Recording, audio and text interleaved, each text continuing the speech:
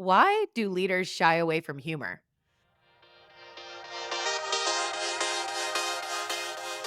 Hey, it's Nikki, Llewellyn Gregory, and you're on Gut Plus Science, a mentoring platform for people first leaders of all levels. Here, we talk to exceptional leaders who prioritize culture, get fired up about employee engagement, and are excited to share ideas and tools for a bettering employee experience to help others. Thank you for joining us to invest in being a better leader. Now, let's get to it. Okay, this episode will be fun and most likely humorous. I have Mike Cundall, founder and CEO of Mirth Management, joining us today to share something he's so passionate about: humor and humor at work. Why is it that we shy away from humor as leaders? Mike, welcome to Gut Plus Science.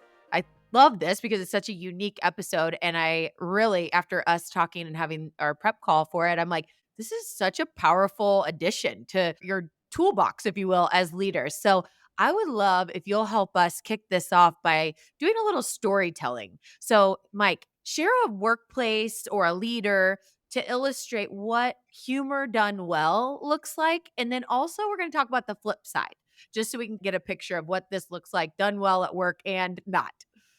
I guess the leader that I would most likely steer people towards, the one that I would suggest people look at, is one of the original founders of Southwest Airlines, Herb Kelleher. He was well known for using humor.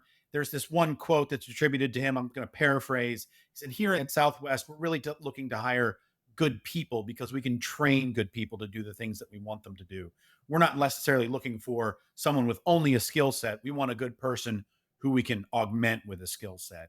And that gives you a sense of what he was looking at specifically when he hired for his company. He wanted to staff it with good people. And he was well known for using humor in his interactions with his staff, with the people he worked with, and he encouraged it in Southwest. So when Southwest first started up, they were kind of this upstart, small airline company that had funny flight attendants, that had funny people all over. And it became a signature of theirs, so much so that at some point, Herb decided to use the phrase just plain smart, Plane, as something to talk about with Southwest. But there was another company that was using plain smart in the same sort of way.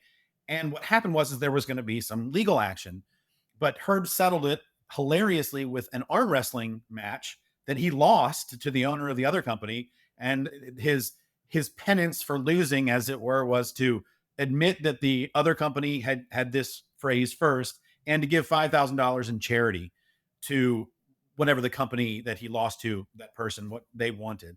And it was just fantastic because he took what was essentially a legal action and turned it into kind of this playful, fun little thing. And that really kind of encapsulates between that action and his statement what he was focused on and how he, as a leader, really wanted to connect with people. And he used one of the best and easiest ways we can have to connect with folks is laughing and sharing humor. So Mm. he is someone that I really encourage people to look at and study to understand the importance and power of humor, not just as something that makes your brand distinct, but as something that makes you an effective and engaging leader.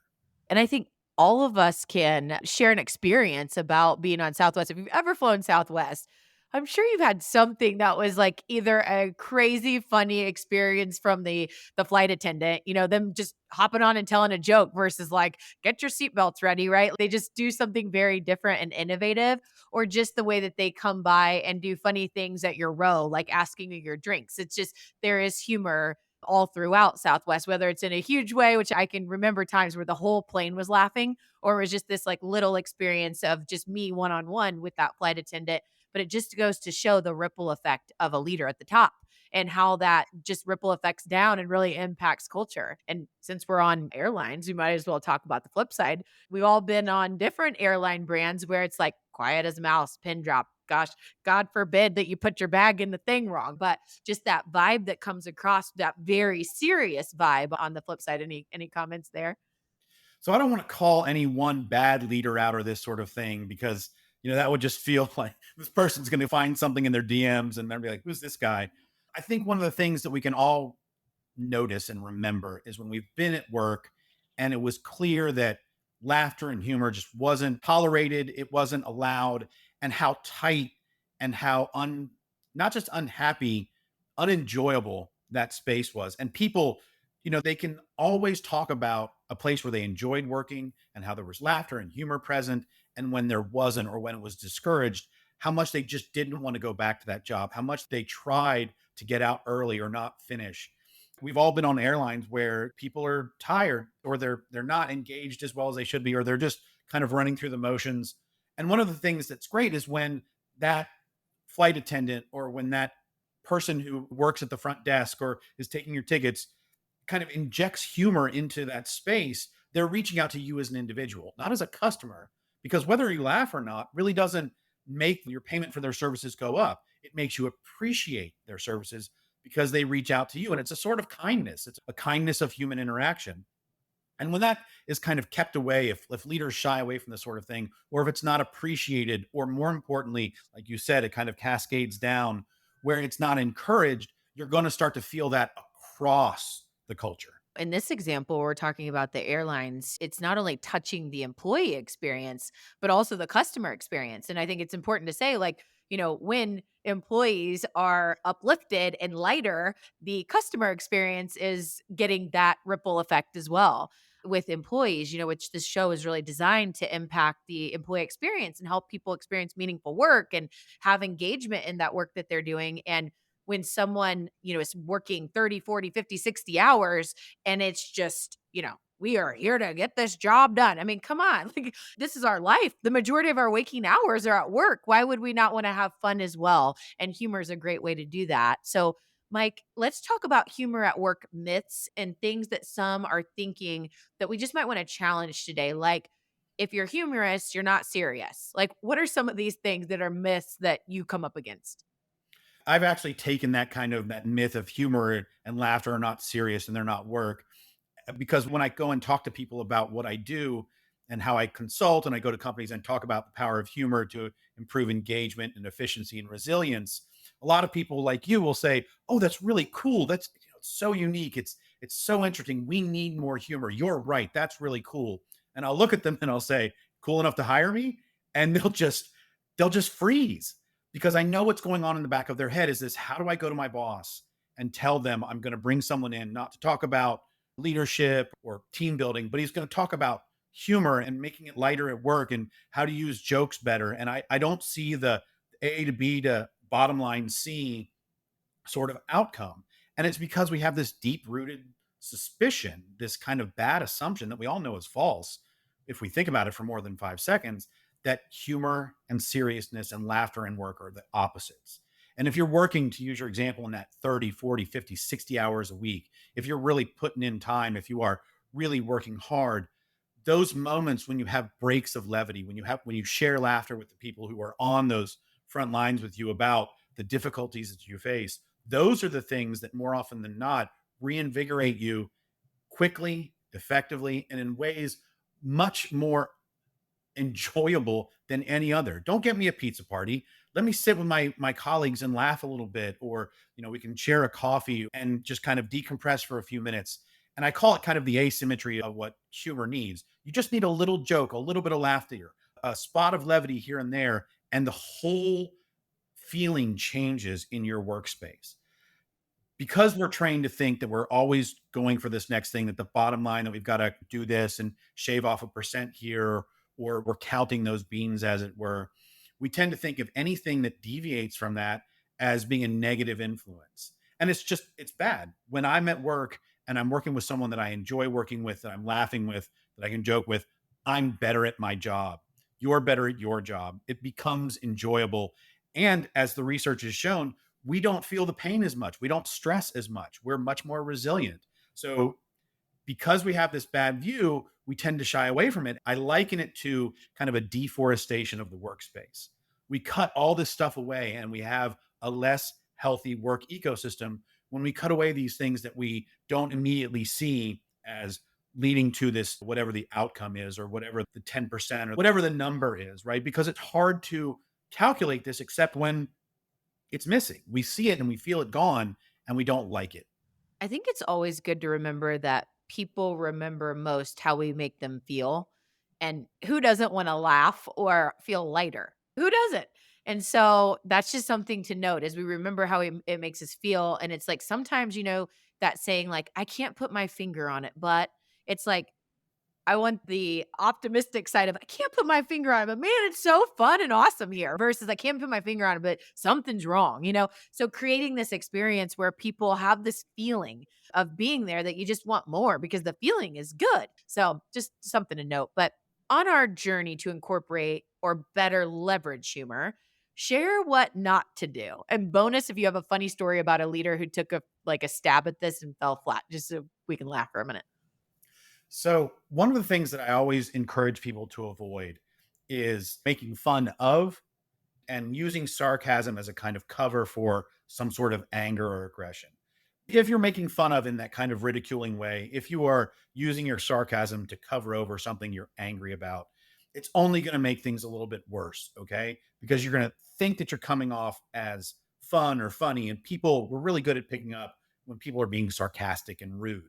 And that's not what we want, especially when we're trying to encourage humor. And this isn't to say that we don't tease one another. We do. We tease only the people that we like, right? You tease your friends, you tease your coworkers. You're not going to tease me just yet because we're neither friends nor coworkers at this moment. But at a certain point of hanging out long enough, we might tease. So it's important to know the difference and really important that you know why you're doing what you're doing. If you're just simply using humor to try and make people laugh and get things done, well, there's your first misstep. It's that boss who just comes in and said, "Oh, I just read this article about, starting my meetings with 2 minutes of canned humor. So I'm going to press the laugh track and say, okay, everyone, let's start with some jokes." And everyone's looking at the boss like, what do you mean? I don't, because they're not ready for it. It's like pouring water on a dry sponge. It's just going to run off. It's going to be cringy and people are going to be uncomfortable. So the thing that you should do is start adding levity at a very kind of low level. Okay. So maybe add some fun socks and then invite people to look at your new fun socks, right? What can you do to share memes that are going to be fun and enjoyable? Have a meme contest about what's going on in your particular work, right?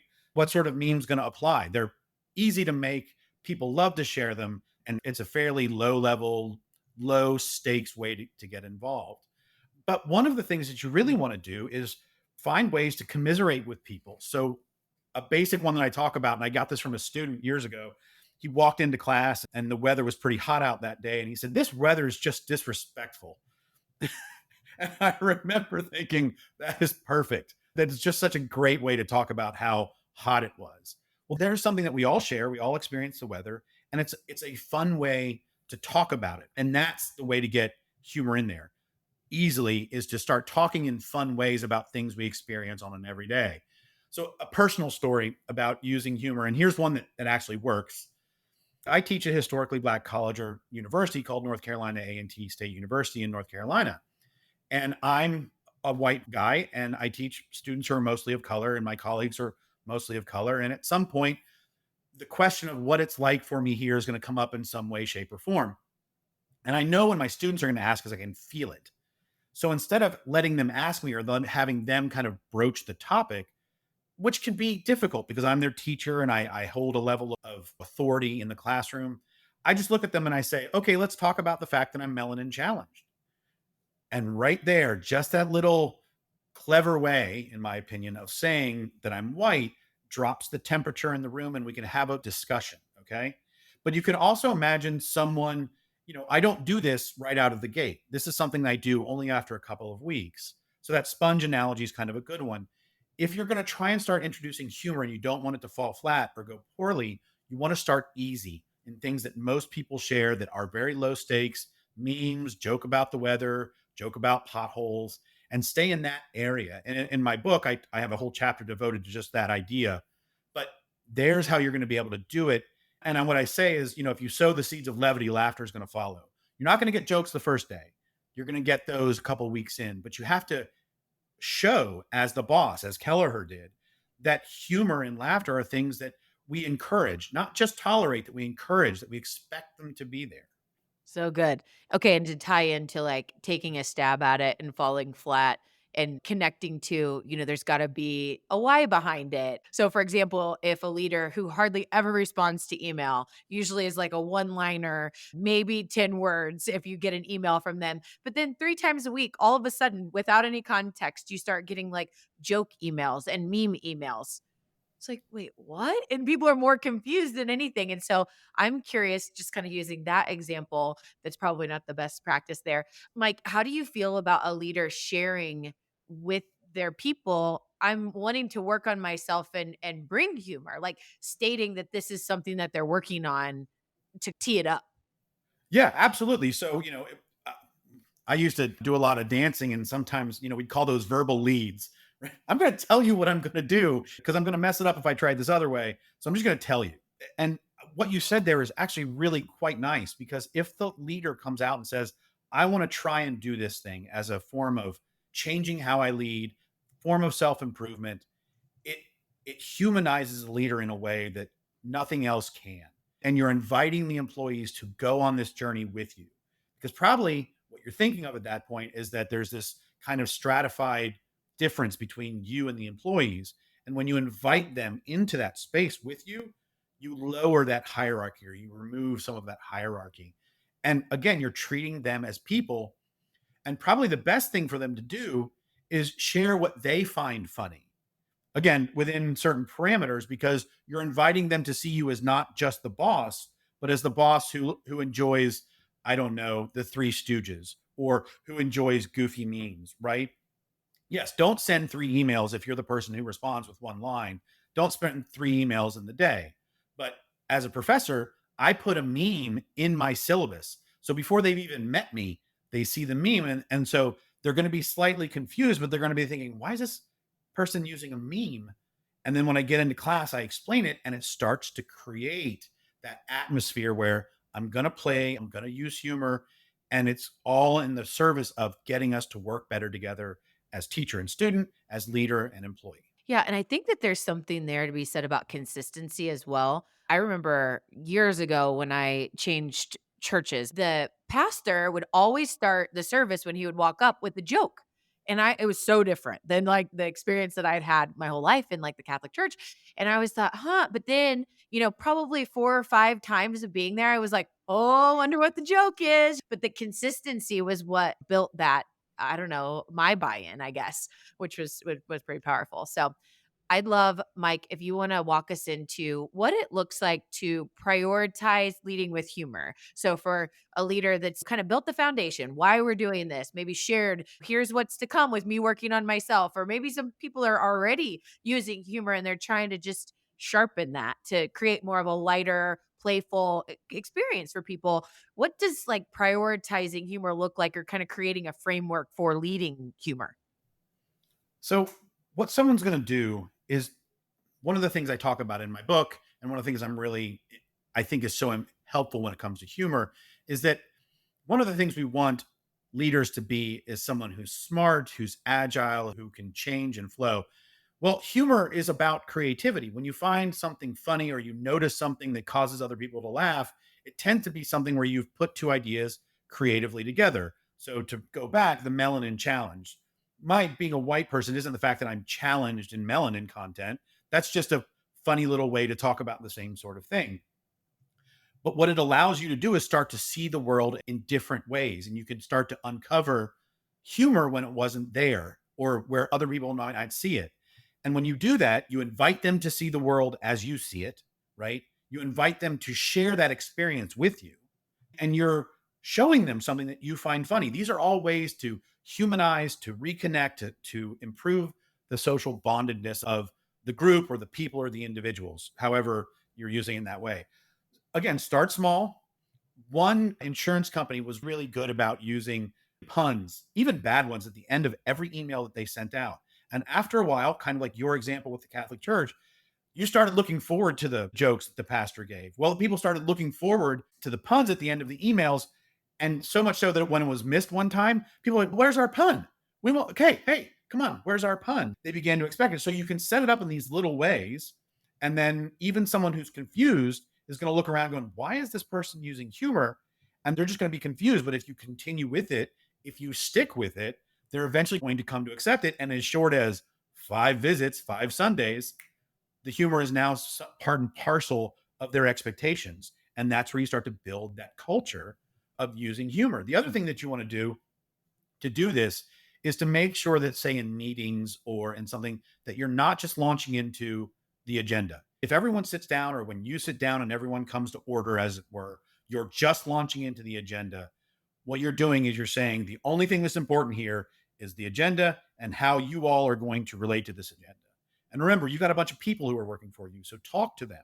One of the nice things about humor is when I invite you to laugh with me, this has really nothing to do with the agenda, but it shows you that I value you enough to reach out in that way. That is, I want to share this with you. Hey, when we share our jokes with our friends, we're sharing them with them because they're our friends. So you're building this level of kind of intimacy.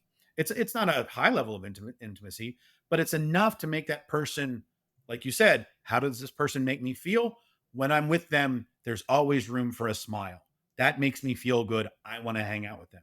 So if you start in these kind of little ways, you're going to create this culture of humor. Okay. And never forget that sometimes really unexpected humor works, right? You're just going to kind of come out of the blue with some little quip, but you're going to have to somehow telegraph it, right? So if you're in a meeting, you have to know how to use your body language. I wouldn't go for deadpan. Go for something that lets the people know from your voice changing or from your body language that what happened there was humor. And then give the audience time to digest it. Because if you just run it through, it's what comedians call running over your joke. The audience can't catch up. And then they're now moving to the next thing. And they're still thinking, what just happened back here? I can't worry about that. I have to worry about this next thing. So there's an element of slowness, of measuredness. And if you do that as a leader, you're going to start to pay attention to your audience more, which is going to make you a more effective communicator. So I think, a couple of things that you and I had talked about before that I had centered in was humor doesn't have to be overthought. We're trying to figure out how is this a natural extension of us as individuals and being authentic in it, and to get rid of the workplaces where we're serious. People want to have levity and fun, and you want to create experiences where people want to be, and that's so much about the feeling. So I love that. I'm curious your thought on leaders embracing poking fun of themselves and how to do that well. So self-deprecatory humor, I am a huge fan of. I use it all the time. So my background, I'm a philosophy professor. So all through college and in through grad school, I was like, I always got the joke. So what are you going to say? Do you want fries with that? And now I just kind of run with it. It's in my book. I said, I finally did something. My parents are so proud of me. I wrote a book. I didn't just do philosophy. And so I play around with the whole philosophy doesn't do anything. It doesn't put much in the world, all this sort of thing that you hear. And so, yeah, I play with it. I'll joke about, did you have that philosophy class in college? And then I say, I usually get two responses, and most of them are, yeah, I had that philosophy class. That kind of negative. I was like, wasn't me, wasn't my class. But it warms you up because one of the things that self deprecatory humor does is it shows that you are willing to recognize your own humanity, your own foibles. And that's really important in help humanizing you to the people that work with you, that work for you. If you are only ever seen as the person who comes in and lays down that agenda and gets right at that agenda, no one's going to know how to deal with you in any sort of personal way. And at some point in some meeting somewhere, there will be downtime. And if they don't know you beyond the agenda or the work, there's going to be that kind of awkward, okay, so I can't get out of here fast enough. Mike, this has been awesome. Really have enjoyed it. We're going to take a break, hear from our sponsor message today, and then we'll travel over into our lightning round where we get to learn about some of the behind the scenes with you in your personal life. So we'll be right back. If you're leading with a people first mindset, which most likely you are because you're listening to Gut Plus Science, join People Forward Network, the largest community of humans on a shared mission to lead meaningful work. You can find us at peopleforwardnetwork.com or follow People Forward Network on LinkedIn. All right, it's Nikki. We're back on Gut Plus Science with Mike Cundall. We've been talking all about humor. And I'm inspired. I wrote down a few things for myself to try. I feel like I'm one of those people that does tend to poke fun of myself regularly to build more of a human workplace, but I've got some new ideas. So thank you so much. And Mike, I'll be following up with you on those. I hope everybody has had some great new ideas on how to either start bringing humor in or advance that to just build a lighter place to work, more fun place. So let's dive into our lightning round today. Mike, we always ask every single guest and have for 5 years, what is your favorite book of all time or a favorite recent read that you'd like to recommend to our leader listener audience? When I came and started doing this work with mirth management and coming up with the idea of using humor in the workplace, I was reading all these leadership books. I'm very near a company called Center for Creative Leadership, and I started to notice that in almost all of the books, in all of those lists that you can find, the top 10, 15, 20, I think there's a list out there on the web that's 130 qualities of a leader. I just noticed that humor and laughter were just not among them in most of those lists. And so I've been looking for that book that talks about leadership in this way that's important and helpful, but doesn't make it one of the things that everyone else is talking about or has led us into these high levels of disengagement that we have seen across the workforce for years. And I'm hoping, if I'm just going to shamelessly self promote, maybe I wrote the book in my humor hack book that's out there. I don't know. I'll let you know if there's a bump in sales, maybe we can say he wrote some of it. But that's what I'm looking for, leadership that looks not just at the task or the goal, but the people who work with you to achieve that goal and how we can do that in a better way.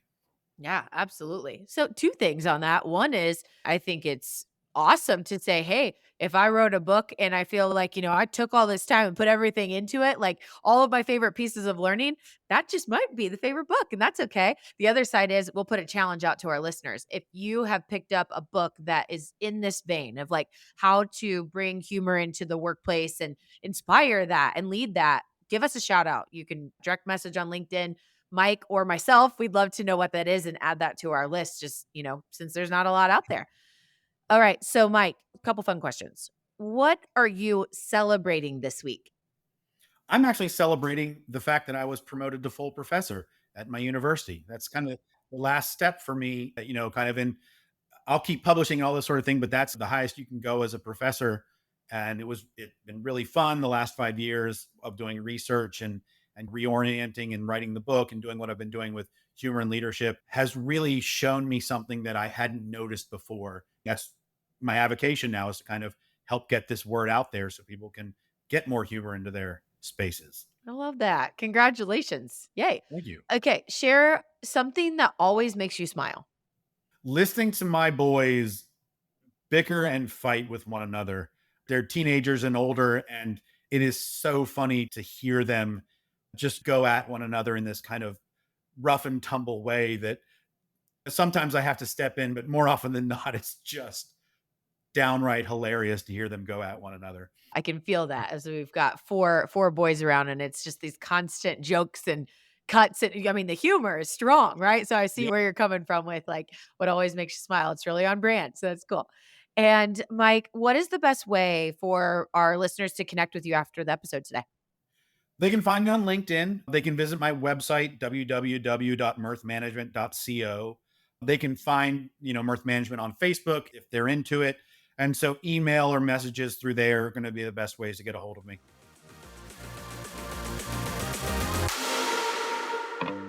All right, here's my truth you can act on from Mike Cundall. Such a great conversation about how to lead and incorporate humor well. Number one, first up, make sure you know why you're doing what you're doing with humor. Like, what's the core? What's the purpose? As we say on so many of these episodes, you got to start with why. Number two, humor has to be authentic. So consider telling your people how you're changing the way that you're leading to incorporate humor and why to tee it up. That's just one idea, but humor has to be authentic. Number three, consistency with humor can really drive engagement. Consider your consistency efforts, like, a certain meme theme because you love Star Wars. So it's always Star Wars things, or you open a meeting with a joke each time. Like having those consistency efforts can be really powerful. And we heard that with Mike today. Number four, self deprecatory humor can be a great technique for humanizing relationships, but it also comes with some warning labels, right? Like it really is about leading into the number five here. Remember, context is core to all of this. So, what type of relationship you have with your audience or those you're around is highly significant to how you apply humor. So, with that, I hope this was helpful. I hope we all together get inspired to build more human workplaces that are lighter and more fun.